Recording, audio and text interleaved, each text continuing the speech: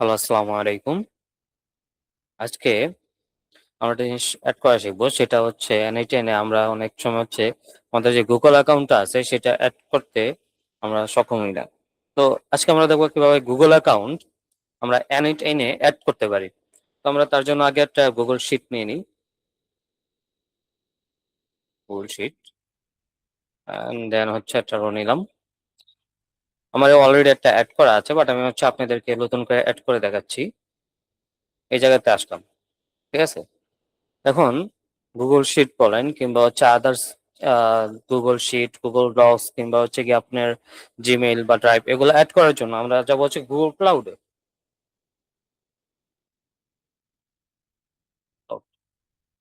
Google ক্লাউডে যাব।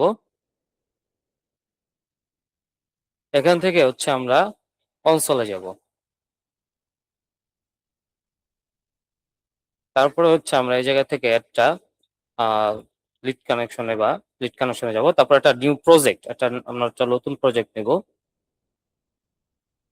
এই জায়গায় হচ্ছে আপনার নাম, প্রজেক্টের নাম কি দিবেন? আমি ধরেন এই জায়গাতে একটা প্রজেক্টের নাম দিয়ে দিলাম কানেক্টেড, কানেক্ট। ঠিক আছে, ওকে, কানেক্ট। তারপরে ক্রিয়েট। তো আমার এটা হচ্ছে গিয়ে লোড হচ্ছে। ওকে, তো আমার একটা নতুন লিড কানেকশন হয়ে গেছে। এই যে কানেক্ট। তো আমরা হচ্ছে এটাতে যাব। এই জায়গাতে আগে শিওর নেবেন যে এটা এই জায়গাতে শো করতেছে কিনা।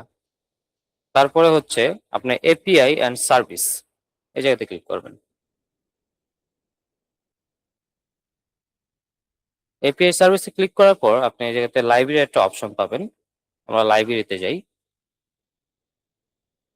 শেষ মনে রাখবেন, আপনি যদি হচ্ছে গিয়ে গুগল শিট অথবা হচ্ছে গিয়ে গুগল শিট কিংবা গুগল ড্রক্স কিংবা হচ্ছে গুগল যে সার্ভিস গুলো দেয় এগুলো নেওয়ার সময় অবশ্যই আপনার একটা স্টোরেজ লাগে। সেই স্টোরেজ হচ্ছে গুগল ড্রাইভ।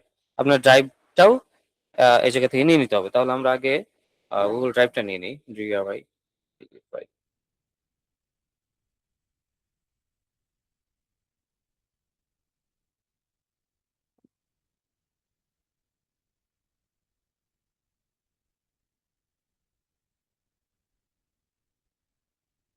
এই জায়গাতে জাস্ট খেলে আমি হচ্ছে এটা এনেবল করে দিব আর কি। তারপরে নিচে দেখেন এই জায়গাতে গুগল শিটও দেওয়া আছে। তো আমরা গুগল শিটটাও নিয়ে নিই। ওকে,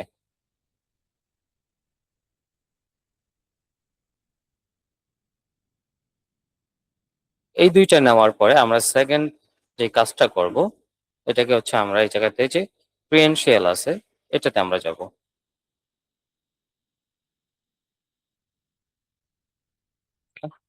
যাতে এখন যে ধরনের আচ্ছা আউট স্ক্রিন কন্টেন্ট এই জায়গাতে এটা হচ্ছে গেট স্টার্ট করে দিব, চালু করে দেব। এই জায়গাতে হচ্ছে আপনার একটা নাম দিতে পারেন, যে কোনো নাম। আমি এটা অ্যাকচুয়ালি কোনো নির্দিষ্ট নাই, আমি এই জায়গাতে একটা নাম দিয়ে দিলাম। তারপর হচ্ছে আমার মেলটা দিয়ে দিলাম। এক্সটার্নাল বা ইন্টারনাল আপনি যেটা দিতে চান আপনি সেটা দিবেন। তারপর হচ্ছে নেক্সট। তারপর এই জায়গা থেকে হচ্ছে আপনি আবার মেলটা দিয়ে দিবেন। মেলটা দিয়ে দিলাম, তারপর নেক্সট। এই যে তো ওদের যে গুগল পলিসি আছে, পলিসি গুলো চাইলে আপনি করে নিতে পারেন অথবা হচ্ছে আপনি কন্টিনিউ দিয়ে এই জায়গাতে ক্রিয়েট দিয়ে দিবেন।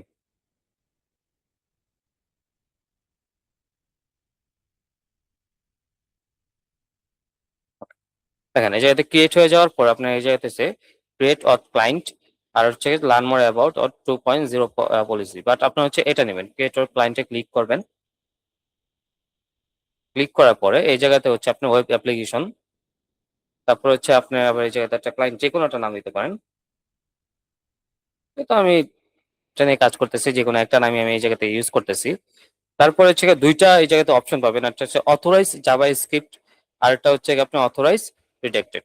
এখন আপনি যেটা করবেন এই জায়গাতে যেটা আছে দ্বিতীয় অপশনটা এটাতে ক্লিক করবেন। ক্লিক করার পর এই জায়গাতে যে ইউআরএলসটা চাচ্ছে আপনার, এটা হচ্ছে আপনার এই দেখেন এটা যেটা আছে এটা আপনি কপি করবেন। কপি করার পরে এই জায়গাতে এসে এটা এই জায়গাতে দিয়ে দিবেন। Then create. এখন দেখেন client ID and client secret ID দুইটা আপনাকে লিঙ্ক দিয়েছে। এই জায়গাতে আপনার কাছে কিন্তু দুইটাই চাইছে। দেখেন একটা হচ্ছে ক্লায়েন্ট আইডি আর একটা হচ্ছে ক্লায়েন্ট সিক্রেট। তো আমরা দুইটা এই জায়গা থেকে কপি করব। ক্লায়েন্ট আইডি এন্ড হচ্ছে আপনার এই জায়গাতে ক্লায়েন্ট সিক্রেট যেটা আছে এই client secret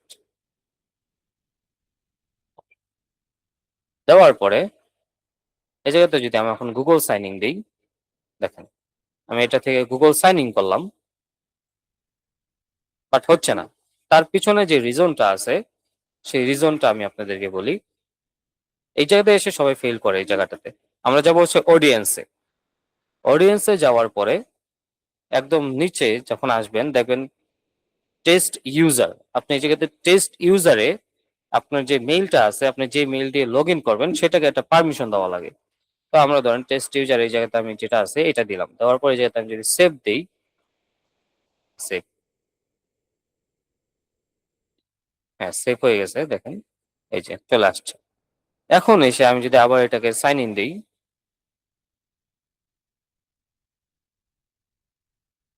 then continue, back to save দিবেন না, কন্টিনিউ দিবেন, তারপরে হচ্ছে এই জায়গা থেকে আবার কন্টিনিউ।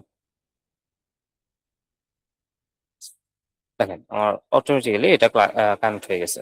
এই যে দেখাই সাকসেসফুলি অ্যাকাউন্ট কানেক্টেড। এখন আসেন এই জায়গাতে আপনি যে সুমকা এই জায়গাতে এই কানেক্টেড এটা আপনি ক্রিয়েট করবেন।